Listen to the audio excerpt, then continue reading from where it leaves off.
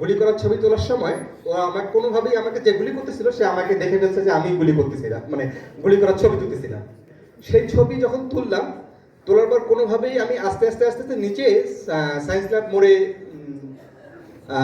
ঢাকা ঢাকা কলেজের সামনে চলে গেছি, ঢাকা কলেজের গেটের সামনে চলে গেছি। ঠিক গেটের সামনে যখন গেলাম আমাকে ওরা ধরে ফেললো। ধরে ফেলার পর আমার মাথায় যে হেলমেটটা, এই বেটা তোর হেলমেট দিয়ে আগে। আমি হেলমেটটা দিয়ে দিলাম। আমি বললাম ভাই আমি সাংবাদিক মানুষ, আমার হেলমেটটা নিয়ে নেবেন।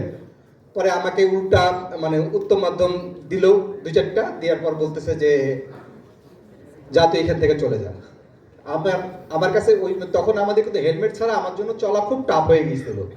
তো আমি হেলমেটটার জন্য প্রায় ওনার কাছে আমি আধা ঘন্টার মতো আমি ওয়েট করছি যে কখন সে আমাকে হেলমেটটা দেয়। মানে ওকে আমি ফলো করতেছি, আমি কিন্তু ওকে ফলো করতেছিলাম। এরকম ছবি আমাদের পত্রিকায় ওই দিন মনে হয় ওই ছবিটা পাবলিশ হয়নি আমাদের।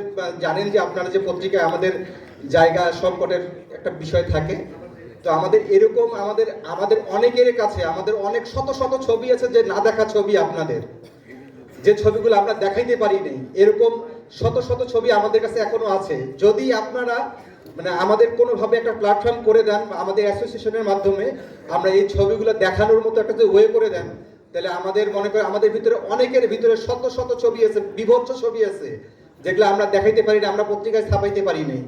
আমাদের পত্রিকায় দেখা গেল যে একটা ছবি ছাপা হচ্ছে এই, আর ওরকম কোনো কিছু না, ব্যাস এতটুকুই।